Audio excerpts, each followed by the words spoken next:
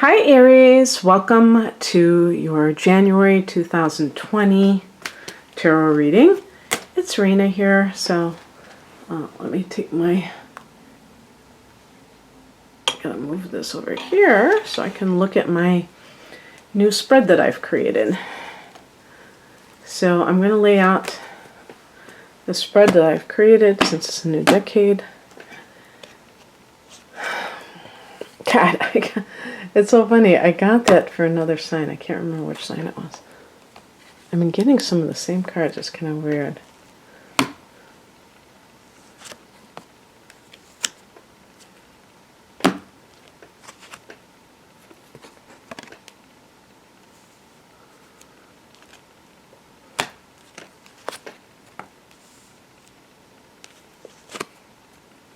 I'll pick an additional card.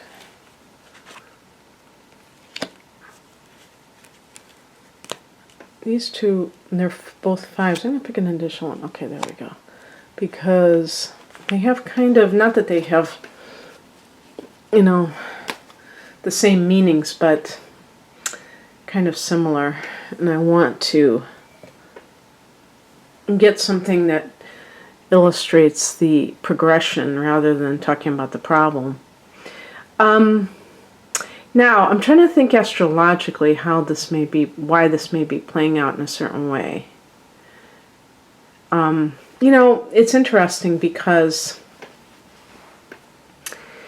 you have Neptune in its own house, its own sign, its own house. Aries, Neptune in the 12th house. And this has been going on for years now, since about 2000 and, I don't know, was it 12 or so? And you also have, so that makes you a lot more sensitive and psychic, but you also have a lot going on in that 10th house of career. And Jupiter is there now, so that's great for career matters, that's for sure. But in terms of like your personal life, I would say especially when it comes to your family life, that may be where you have seen a lot of changes, especially in the last year or so. And there will be a lunar eclipse here in January 10th. So that may be why your life right now is reflected by the Hermit. The Hermit is connected to the 12th house. It's kind of the monk house, the house of solitude. And this is so not like Aries. Also, the Hermit is connected to the sign of Virgo. So, like, even if you have a sun in Aries and the moon in Virgo, then your emotional life may be more highlighted, where you're more connected to your feelings. But in general, that kind of a introspection is something that Aries people are not known for, because you're very like kind of, you're like more interested in looking to the future than to kind of obsess about the past. And quite frankly, I think that that overall is a really good thing, because you can have the most so-called spiritual person and they are so aware of themselves and everything, but they can be very stuck in life and not seeing that the past is an illusion because it's gone. So it doesn't mean it never happened, but it's temporary. So I actually respect that quality of like looking forward, moving forward, but you know, sometimes that can perpetuate certain patterns that just keep, you know, that's why they're patterns. They just keep happening over and over again. And when the pain of that gets too much, then the person is forced to slow down and forced to look at it. Definitely cardinal signs like Aries have had to adjust and deal with, you know, change on massive levels, starting especially 12 years ago when you had Pluto go into Capricorn, but also I was just thinking Chiron is now in your sign. So those qualities with Chiron that relate to, because that's in conjunction with your sun sign. So just, whatever it is, how you view yourself or how you want to be, but maybe have fallen short, that can feel that much more vulnerable at this time, where you're kind of like a lot more tender. And therefore, that may lead even the most brash Aries person to kind of question, what's it all about? What brought you to this point? Queen of Swords. Now, we do have a card of grief, and like I said, the lunar eclipse can be felt even before. So if you're watching this in late December, if you lost your mother, and maybe you lost her during the holidays, that was particularly, but if she was the kind of person that was very kind of like she was not very warm, she was more in her mind and maybe even a little bit sharp-tongued, and you never really had that emotional connection with her, that could be even more, a little bit more painful, because you might think, what could have been? What could we have had together? Now, this doesn't have to be lunar eclipse. The reason I'm saying this is because this is happening in your 4th house of home and family. This can be like, it doesn't have to be death. It can be, and this, to me, this is something that already happened perhaps in December, and that you're kind of like having to deal with now, and maybe doing some soul searching about it. But it doesn't have to be particularly that. It could be even like, I'm thinking even in a sense, a miscarriage, perhaps with some of you, that you, but it's funny because with the Queen of Swords, this may, who knows, maybe this didn't even happen in December, maybe this was earlier in the year and you're finally dealing with it. Maybe you tried to like kind of put it down, how they say it, like you didn't really deal with the emotions, and you just kind of rationalized it and things like that, and it never really was resolved within yourself, and you're just kind of thinking about that. It could be something along those lines, some kind of a loss that is connected to the mother, but having a like whatchamacallit, doesn't have to be like a physical loss. You may have a rift with her, or you had to stop dealing with her because of her behavior. And I could totally see, like, if this is something from December, because, or even November, the holidays and stuff, people that are problem personalities, narcissists, whatever, different labels we can give these types of people, they oftentimes will hijack the holidays, because these are times, or people's birthdays, these are times when they have an excuse to come out of the woodwork and start playing their games.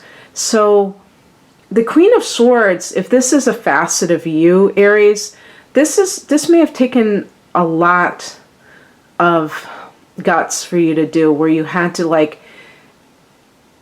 not worry about feeling guilty, not worried about anything other than honoring yourself. And it's kind of an agonizing thing, actually. And if you've had to do that, and with somebody in your life, whether it be a mother-in-law,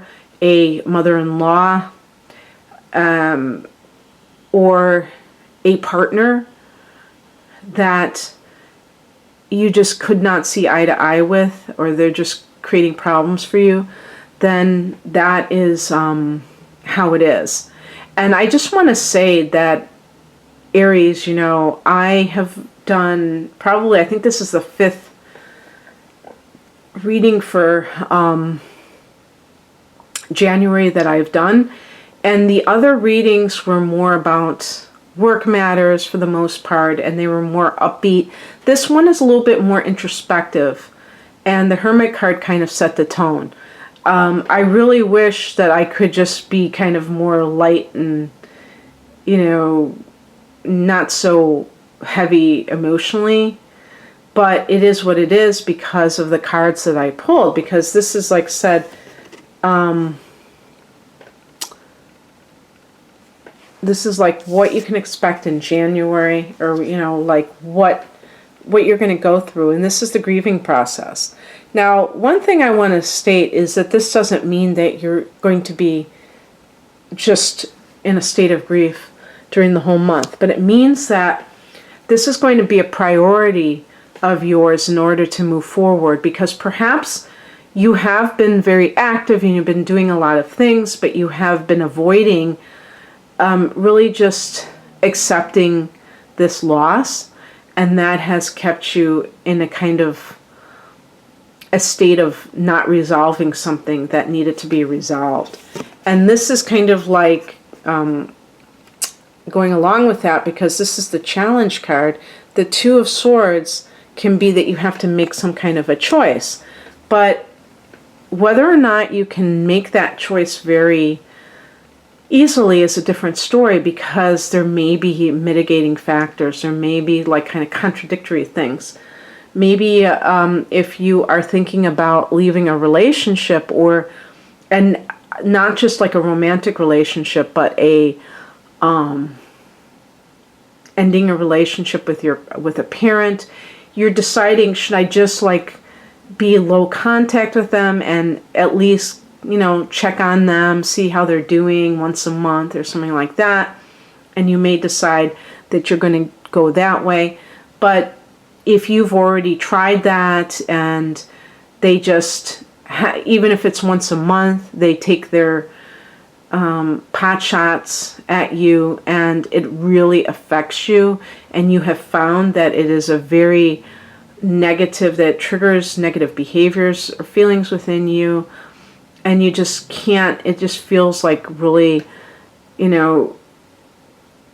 upsetting, not just like annoying, but like very upsetting, then you may have to do something more drastic, like completely cut ties to certain people, and it's not that easy to do.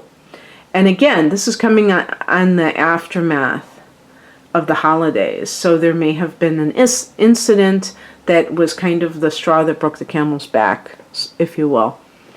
And it just may be something where you can't make excuses any longer. You can't justify it. The advice is the Ace of Swords. I've been getting this card a lot too in different positions. This is about seeing things, cutting through the illusion and seeing things as they really are so that you can move forward. And this is like so important, because when you're still holding out hope, when you're still in denial, it's hard to progress, because you're, it's like there's not really a clear path forward. It still is clouded over by wishful thinking about a particular person, place, or thing that you may be kind of deciding on whether or not you want to deal with anymore. And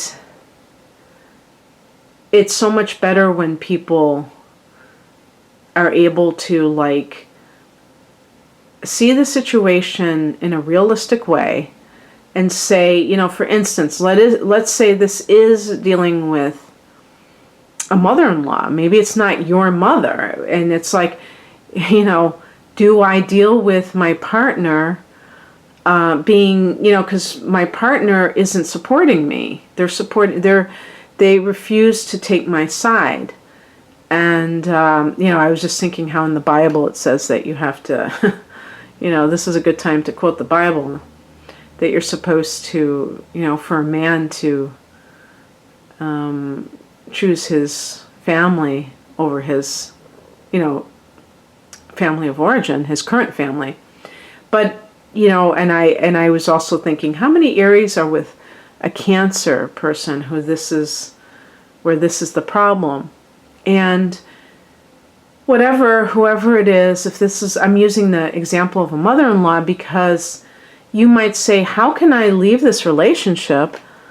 Because not only am I, stopping having to be exposed to her, but then she's going to get her way, because that's what she's trying to do. That's what she's been trying to do since day one, is break us up, because she can't stand that her son has a person in his life that has taken precedence over her.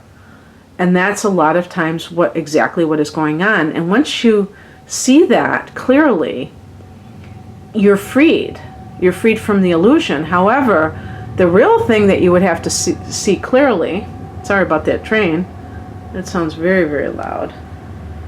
And I'm hoping it's going to be it's not a commuter train, so that means it's just going to keep going. But anyway, I'm almost done with this reading, so hopefully it won't be too loud. But it doesn't really matter if somebody like that is trying to break up a couple. What matters is if their adult child goes along with it. And if he or she, it could be a woman too, goes along with their mother and doesn't defend their partner, that means that you have to be willing to see this and see how they are aligning with their parent against you. And it may feel really hard to admit that, because it sucks. But it will save you years, potentially, of just sticking around and hoping something's going to randomly change, when those adult children are probably very scared. They probably are kind of cowardly, and they have allowed the parent to bully them, to control them with threats of withdrawing love, withdrawing money, financial support, and they're willing to be manipulated. The outcome, this is one of the reasons why the outcome is the Five of Wands. This can be like a conflict, and you see there are other people involved. When you decide, Aries, that you've stated your independence, that will rile people up, because they want you to be there so that they have somebody to pick on. I mean, this could even be like a workplace situation where you're tired of feeling bad when you go into work, and you feel like maybe other people are doing stuff behind the scenes. Definitely that can happen when people are trying to suck up to the boss and things like that. But it's really about what you choose, how you choose to do it. The Five of Wands can indicate like incredible competition, like a dog-eat-dog atmosphere. And you may not suffer too much under those circumstances, because you tend to be very competitive as it is. And I don't see like the average Aries person shrinking from conflict. Sometimes Aries people feel enlivened by conflict, believe it or not. I'm sure that you don't have to be convinced of that, but if somebody else is watching for a different, for an Aries person in their life, it seems kind of hard to believe that. But yes, however, I don't think that is a healthy environment for the long term. It may not be so bad if you can tolerate it in the short term. If you don't want to be forced out, if you want to leave on your own terms, that's a different story. But but this can be like all hell breaking loose, like in your private life, if you assert yourself, and it's like funny using the word if with self-assertion with Aries. But there are Aries people who may have their sun very close to Pisces or Taurus. So at a very early degree of Aries or a very late degree, you may have the moon in any sign, but a sign that's more amenable to, who's more cooperative, like Libra, or sensitive, like Cancer or Pisces. You may have inner planets in Pisces that are very accommodating and self-sacrificing. Especially if you have Mars in Pisces, you may find it hard, because Mars is the ruler of Aries. You may find it hard to assert yourself in a very consistent manner, in a very, I'm kind of being redundant when I say in an assertive manner. Asserting yourself, now how can you assert yourself in a non-assertive way? Through passive aggression, indirect things, hints, and things like that. And usually Aries people are just really blunt and things like that. But again, it depends on some of these personal planets. It can, or even if your sun is in the 12th house, if your sun is in the 7th house, you just may be more concerned with others than the typical Aries person. So this is where all these other factors come into play. And you have to be willing to accept that, because when people have been trying to control you for so long and you break free, they're going to just go crazy. And then I picked an additional card, but that wasn't, I was like, I don't want to end on this either. The Five of Swords can also indicate like deception, exactly what I was talking about with workplace matters. But it can be in your private life with a narcissist, what they call it narcissistic smears, where they can take something that has like a grain of truth and distort it to try to make you look bad with others. They're doing this to turn as many people as they can away from you, so that you are alone, so that you are a social pariah. And the average Aries person is going to be like this card. You're going to want to fight. You're going to want to get the better of them. But the smart strategy is simply to be open, but not worried about what other people think of you. I'm sure the average Aries person doesn't really care, but it might bother you that they are lying about you.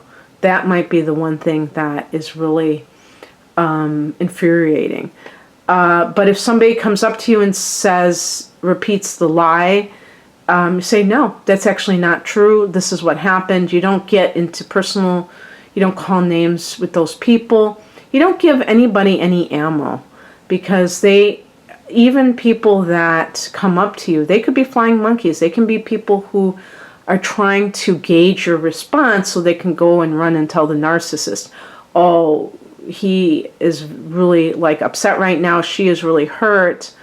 And then the narcissist is feeding off of that negativity, and they love it. They love every minute of it.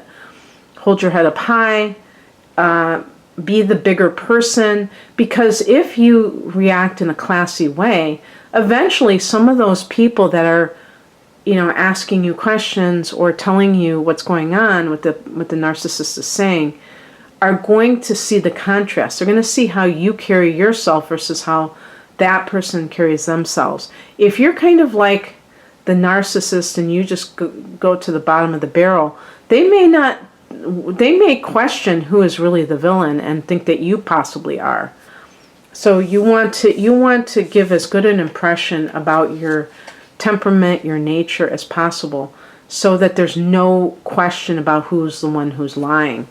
And then the card that I picked, which I think is the bottom line, is the Ace of Wands. So we have the Ace of, it's kind of like a bookmark. We have the Ace, bookend, I should say.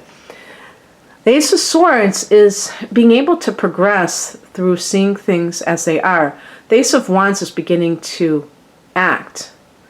So when I say progress with the Ace of Swords, I mean mentally being able to envision a new life for yourself.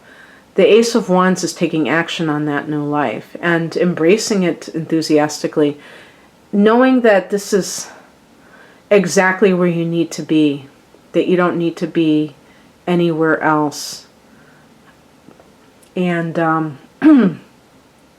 that you will have a new beginning in your life, and it's going to feel joyful because you're going to be free from this. Because this, we talk about, grieving the loss of something.